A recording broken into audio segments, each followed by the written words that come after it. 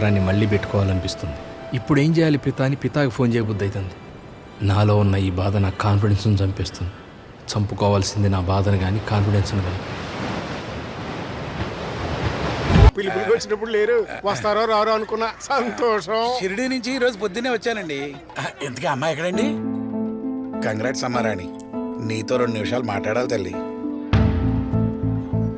అతనికి అర్హత లేదు. తప్పమ్మా, సర్వంకు నువ్వు అంటే ఎంత ఇష్టం అర్థమైతే నువ్వు ఇలా మాట్లాడవమ్మా.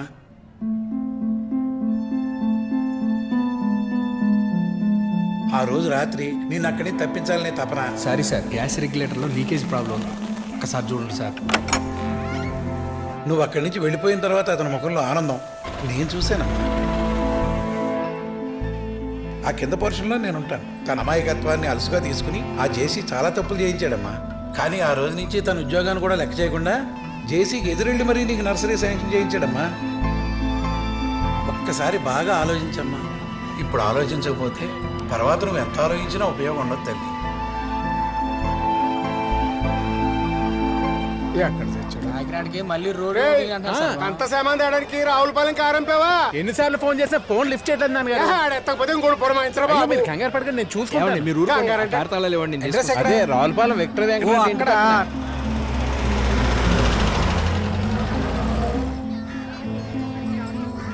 రండి అవతాన్ గారు, రండి. ఏంటండి పెళ్లి పనులు ఇంకా జరుగుతున్నాయి? అయిపోవచ్చునండి, అయిపోవచ్చు. సమస్తం ఆగంతయ్యా. సిద్ధ మహోదయ.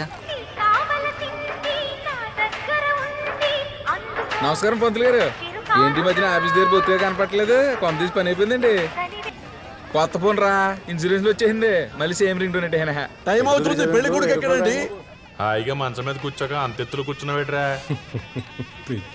రంజిత్, గురుగారు వచ్చారా? అమ్మో, గురుగారు వచ్చారు. ఆయనకి అన్ని ఏర్పాట్లు రెడీగా ఉన్నాయి కదా. తొందరండి గురుగారు. ఆశీస్సులడాయనా, ఆశీస్సులు. లే బాబా, సాగిందా గురుగారు? దీర్ఘాయుష్మాన్ భవ.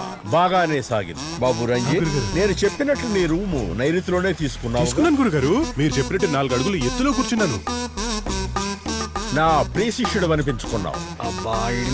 గురుగారు. రే యాదగిరి. పితా. గురుగారు, తనే పెళ్లి కూతురు రాణి. మొన్నటి వరకు మీ సేవలో పనిచేసేది. రాణి మీ సేవ కాకినాడ. మీరు ఇక్కడ ఉన్నారా? పంతులు గారు మీకోసం మండపం మొత్తం ఎదుగుతున్నారు. వెళ్ళు నాయనా, వెళ్ళు. ఆ తతంగం ఏంటో చూడు.